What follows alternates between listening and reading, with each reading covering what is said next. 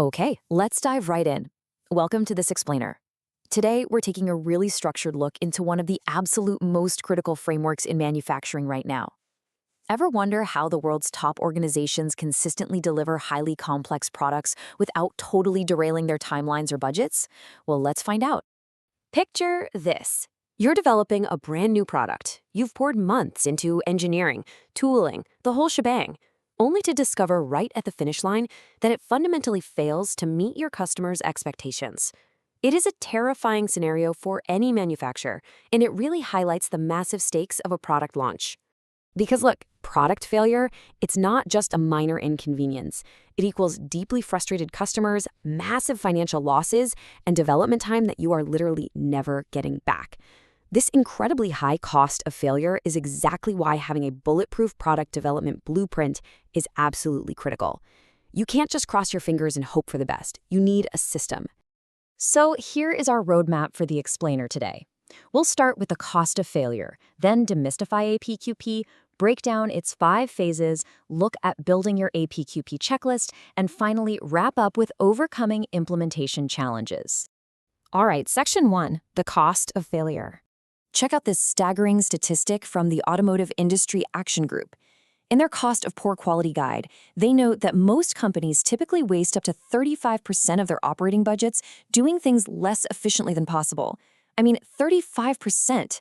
Poor quality isn't just some minor hiccup on the line. It is a massive systemic drain on resources. And a drain that large requires a systemic, industry-standard solution. Moving on to Section 2, Demystifying APQP. Advanced Product Quality Planning, or APQP. By definition, it's a project management tool used to develop products that hit customer requirements dead on through meticulous planning and error prevention. Notice those last 2 words for me, error prevention. The core philosophy here is shifting entirely away from error detection, just catching mistakes after they happen, and moving aggressively toward error prevention, making sure they never happen in the first place. And this isn't just some abstract theory. APQP is built on literally decades of automotive industry collaboration through the AIG. It's tightly governed by global quality standards, like IATF 16949. Ultimately, it drives customer satisfaction and cost reduction by requiring cross-functional teams. So engineering, manufacturing, procurement, all sitting at the same table. Plus, it is constantly evolving. In fact, it just released its updated 3rd edition in March 2024 to tackle things like agile product management and new sourcing requirements. Let's get into the mechanics. Section 3, the 5 phases explained. This brilliantly illustrates our home base for the explainer. The whole APQP process is structured into these 5 sequential phases.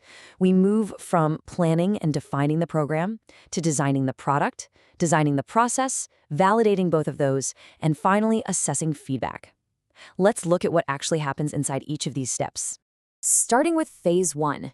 This is all about planning, with the customer front and center. Your cross-functional team establishes a product development timing plan, sets rigid design, reliability, and quality goals, and drafts a preliminary bill of materials and a preliminary process flowchart.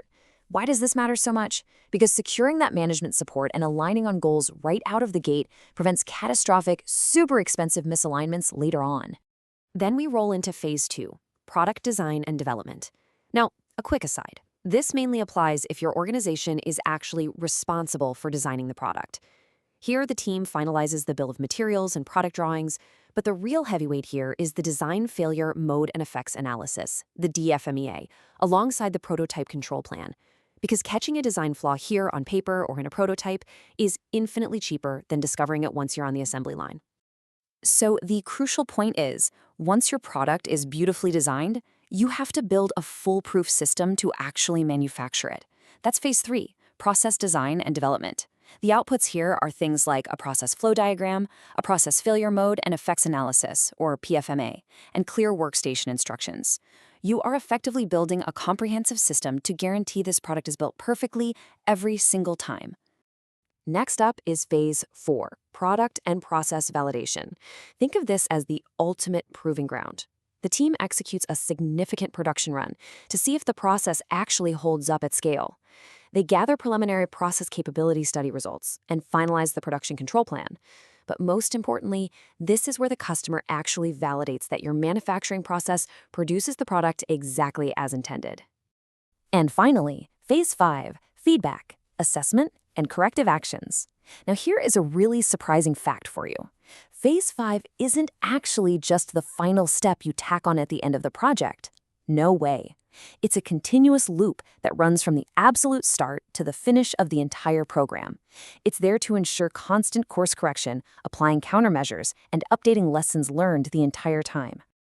All right, Section 4, building your APQP checklist. How do teams actually keep track of all this? Well, an APQP checklist is essentially the ultimate accountability tool. It identifies tasks, establishes firm timelines, and makes absolutely sure your checkpoints meet those rigorous IATF 169049 standards.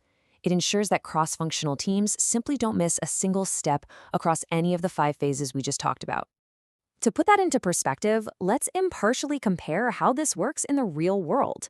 On the left, we have the old way. Manual tracking with disjointed spreadsheets, which naturally carries a really high risk of missing vital compliance checks. On the right, the new way, using digital tools and software like NetInspect. These systems streamline routine checks, automate compliance, assign instant corrective actions, and store everything securely in the cloud. It is a massive leap forward in efficiency. Which brings us to Section 5, overcoming implementation challenges.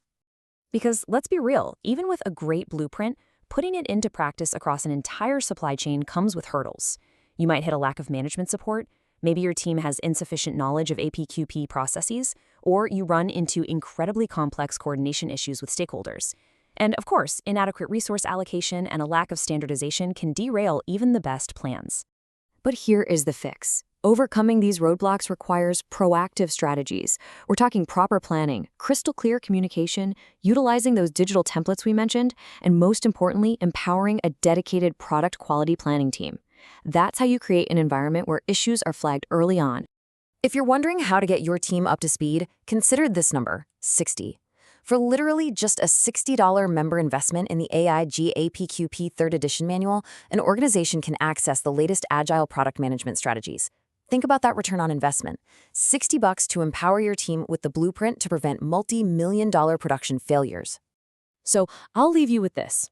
Take a close look at your own operations and ask yourself, is your quality management system truly built to catch a fatal flaw before it ever reaches the assembly line? APQP proves that quality is never just an accident. It is the result of relentless, structured planning. Thank you so much for joining me for this explainer, and I really hope this helps you view continuous improvement in a whole new light.